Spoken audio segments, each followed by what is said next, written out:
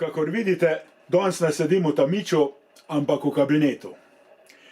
Pred kratkim so mi v bolnici Valdoltra operirali hrbtenico, zato sem doma in se ne potepam okrog. Bova pa z Brankom ta čas izkoristila, da bova zmontirala posnetke, ki jih imava na zalogi. Z mojo gospo sva se lani podala na križarjenje po norveških fjordih, ki se je zaključilo na najbolj severnem delu Evrope, Nordkap.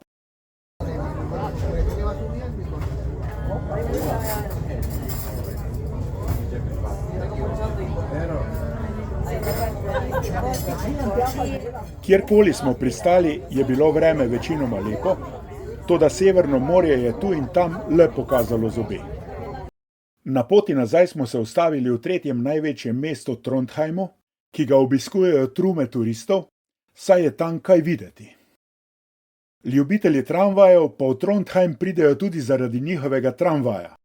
Ta tam vozi najseverneje na svetu, na dobrih 63 stopinjah severne geografske širine.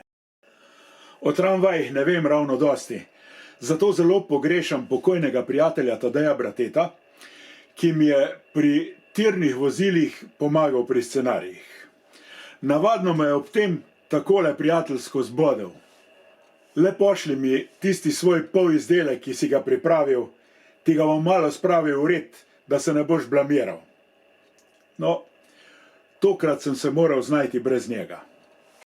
Trondheimski tramvaj vozi po edini preostali progi, ki iz starega mestnega jedra pelje do priljubljenega rekreacijskega območja.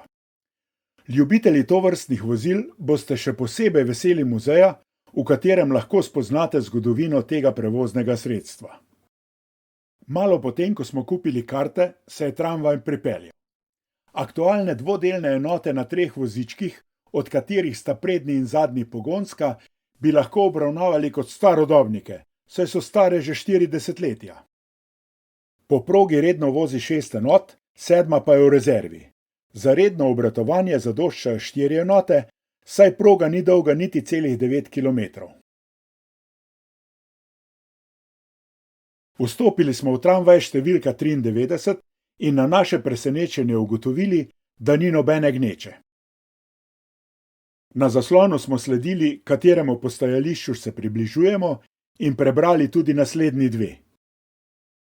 Voznik je previdno speljal, mi pa recimo kakšno besedo o zgodovini tega tramvaja. Voziti je začel leta 1901 in sicer na 2 linijah. Ta fotografija je iz leta 1907, ko je bilo omrežje še enotirno. Fotografija tramvaja številka 38 je iz leta 1930. V začetku 50 let so začeli voziti s tramvaji klas 6, na fotografiji leta 1951 zgrajeni most LG Sötere. Tramvaj je v Trondheimu največji razcvet doživel v desetletju 1958-68, ko so delovale 4 linije. V tem času je vozil tudi tramvaj GB Class 3, ki je sedaj muzejsko vozilo. Odpeljali smo se iz mesta in se začeli vzpenjati proti končni postaji Liam. Tramvaj vozi po progi s 1000 mm razmakom med tirnicama, a je kljub temu širok 2,6 metra in zmore hitrost do 60 km/h. V slabih 9 kilometrih tramvaj pripelje na nadmorsko višino 234 metrov. Na postajališču Lian potniki izstopijo, saj so prispeli do priljubljenega rekreacijskega območja.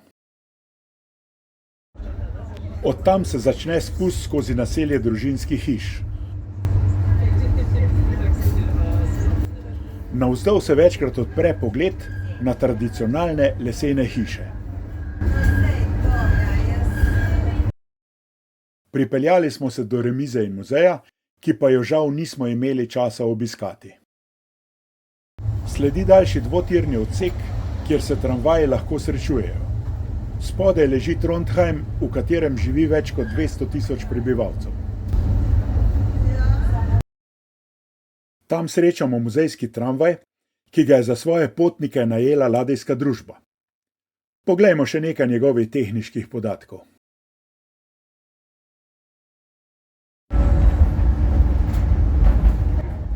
potniki ves čas uživamo v prijetni vožnji in lepem razgledu.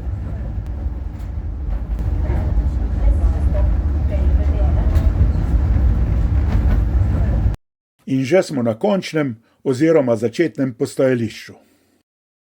Seveda si je v Trondheimu mogoče še marsikaj ogledati. Na primer kraljevo rezidenco. Nujno morate pogledati tudi katedralo, na veliko sončno elektrarno pa tako naletite na poti do pristanišča. Trondheim je pristaniško mesto, zato je železnica sama po sebi umevna. V mestu lahko vidimo primere sodobnih rešitev javnega prometa, kot je tale Van Hulov trambus, hibridno vozilo na bioplin in elektriko, ki naenkrat pelje okoli 150 ljudi. Ali pa Volvo električni avtobus, ki ga z elektriko polnijo s pantografom. Ljubitelji vlakov lahko kaj novega spoznajo na železnici Flam od Zonefjordu. Moje največje odkritje v tamkajšnjem muzeju, brezostopnine, je bila električna akumulatorska premikalna lokomotiva, podobna kot tista iz šoštanjske usnjarne, za katero je Bratena vedel, da je bila prva električna lokomotiva v Sloveniji. Vsekakor so norveški fjordi in celotna država vredni ogleda. Tisti, ki smo navdušeni nad tehniško dediščino, pa tudi tam najdemo dodatno vrednost.